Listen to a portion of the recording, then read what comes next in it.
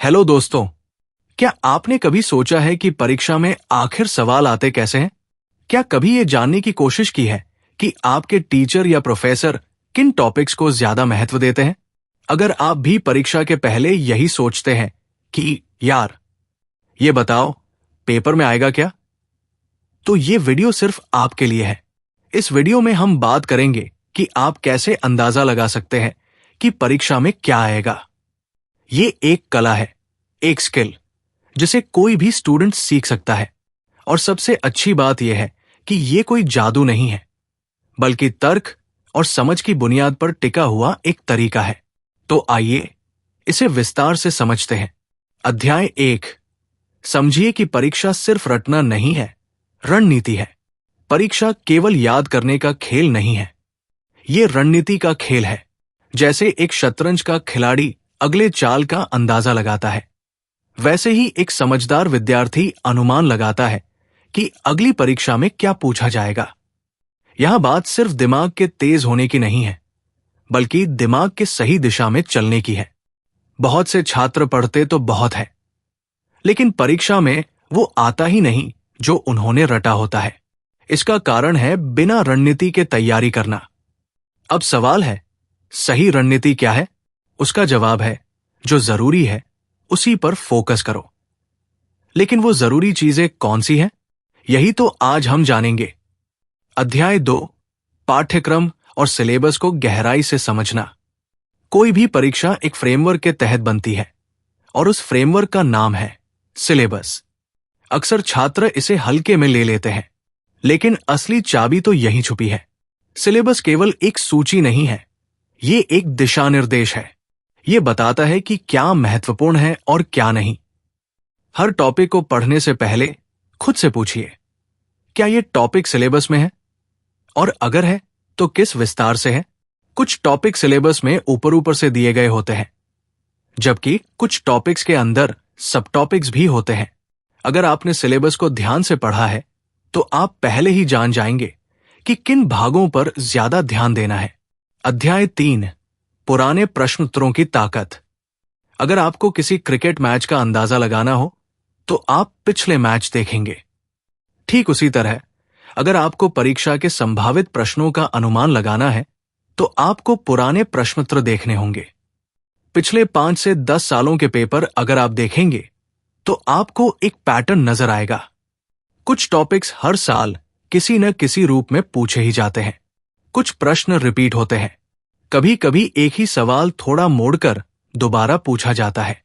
इसलिए पुराने प्रश्न पत्र सिर्फ अभ्यास का साधन नहीं है, बल्कि वो खजाना है, एक रोड मैप है जो बताते हैं कि परीक्षा का रुझान क्या है। अध्याय 4। शिक्षक के इशारों को समझना। शिक्षक कोई गूढ़ पहेली नहीं होते, लेकिन हां, उनके संकेत बहुत कीमती होते हैं। कभी कभी शिक्षक किसी टॉपिक को क्लास में कई बार दोहराते हैं। वो बोलते हैं, ये बहुत महत्वपूर्ण है, या इसे अच्छे से पढ़ लेना। ये संकेत है कि उस विषय पर सवाल आने की संभावना अधिक है। कई बार शिक्षक क्लास टेस्ट या असाइनमेंट के माध्यम से भी ये दिखा देते हैं कि उन्हें किन बातों पर ज्यादा विश्वास है। ऐसे में आपको उन बातों को नोट करना है, उन्हें गंभीरता से लेना है। अगर आप उनके पढ़ाने के अंदाज को समझ गए तो समझिए आपने आधी जंग जीत ली। अध्याय 5। नोट्स, किताब और टीचर की प्राथमिकता का विश्लेषण। हर शिक्षक की एक पसंद होती है। कोई एनसीईआरटी पर जोर देता है, कोई रेफरेंस बुक से सवाल पूछता है, कोई थ्योरी पर केंद्रित होता है, तो कोई केस स्टडीज या एप्लीकेशन पर। आपको उनकी आदत को पहचानना है। उनके नोट्स में जो चीजें ज्यादा विस्तार से समझाई गई हैं, वो लगभग निश्चित है कि परीक्षा में आएंगी। इसके अलावा जो चीजें उन्होंने केवल नाम लेकर छोड़ दी, उनकी संभावना कम है। इसी तरह अगर कोई टॉपिक क्लास में बहुत समय लेकर पढ़ाया गया है तो उसकी अहमियत समझिए, उसका अभ्यास बार बार करिए। अध्याय 6। स्मार्ट वर्क बनाम हार्ड वर्क। अक्सर कहा जाता है कि मेहनत का कोई विकल्प नहीं, लेकिन आज की पढ़ाई में स्मार्ट वर्क का भी बहुत महत्व है। अगर आप सभी चैप्टर्स बराबर समय में पढ़ेंगे तो शायद आप जरूरी चीजें मिस कर दें। स्मार्ट वर्क का मतलब है ये जानना कि क्या पढ़ना है, कब पढ़ना है और कितना पढ़ना है। अगर आपने अनुमान लगा लिया कि 70% परीक्षा उन्हीं 30% टॉपिक से आती है जो हर साल रिपीट होते हैं, तो क्या आपको पहले उन्हीं पर फोकस नहीं करना चाहिए? स्मार्ट वर्क का यही मतलब है, काम को इस तरह करना कि वो कम समय में ज्यादा असर डाले। अध्याय 7, दूसरों के अनुभव से सीखना। आपके सीनियर्स, दोस्त या भाई बहन जिन्होंने वही परीक्षा दी है, उनके पास जानकारी का एक अमूल्य भंडार होता है। उनसे पूछिए कि उनके समय में क्या आया था, क्या दोहराया गया था, उन्हें क्या सबसे कठिन लगा, क्या पैटर्न था। इस जानकारी से आप एक ट्रेंड बना सकते हैं, एक लिस्ट तैयार कर सकते हैं जो आपके पढ़ाई को एक दिशा देगी। अध्याय 8, संशय और आशंका का समाधान। पढ़ाई करते समय कई बार मन में यह सवाल आता है, यार ये तो बहुत लंबा चैप्टर है, क्या ये आएगा भी?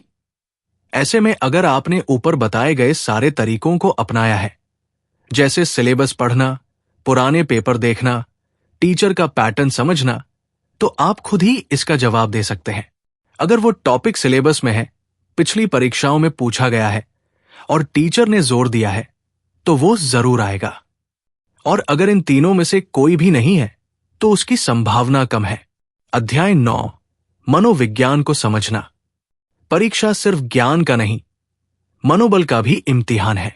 अगर आपने पढ़ाई के साथ मानसिक तैयारी भी की है, तो आप अनुमान लगाने में भी बेहतर होंगे। विश्वास रखिए कि आप जो सोच रहे हैं वो गलत नहीं है। अगर आपने गहराई से सोचा है, परीक्षा की रणनीति के लिए आत्मविश्वास और समझ दोनों जरूरी है। अध्याय 10, योजना बनाइए, अभ्यास करिए और अनुमान लगाइए। अंत में जो छात्र सबसे ज्यादा सफल होते हैं, वे सिर्फ मेहनती नहीं होते, वे योजनाकार भी होते हैं। उन्होंने अपने अनुभव से, पैटर्न से, पिछले सवालों से ये समझ लिया होता है कि क्या जरूरी है और क्या नहीं। उन्होंने मॉक टेस्ट दिए होते हैं, समय का सही प्रयोग किया होता है और हर अनुमान को एक सोच के साथ लिया होता है। अगर आप भी ये सब करेंगे, तो यकीन मानिए आप भी अनुमान लगा सकते हैं कि परीक्षा में क्या आएगा। तो दोस्तों, उम्मीद है आपको ये वीडियो पसंद आया होगा। अगर आपने यहां तक ध्यान से देखा है, तो आप अब ये समझ चुके होंगे कि परीक्षा में क्या आएगा। इसका जवाब सिर्फ किताबों में नहीं, बल्कि आपकी समझ, योजना और रणनीति में छुपा है। वीडियो को लाइक जरूर करिए, अपने दोस्तों के साथ शेयर करिए और कमेंट में बताइए कि आपने परीक्षा में क्या रणनीति अपनाई थी। मिलते हैं अगले वीडियो में। तब तक के लिए पढ़ते रहिए, सीखते रहिए और सबसे जरूरी, समझदारी से तैयारी करिए। धन्यवाद।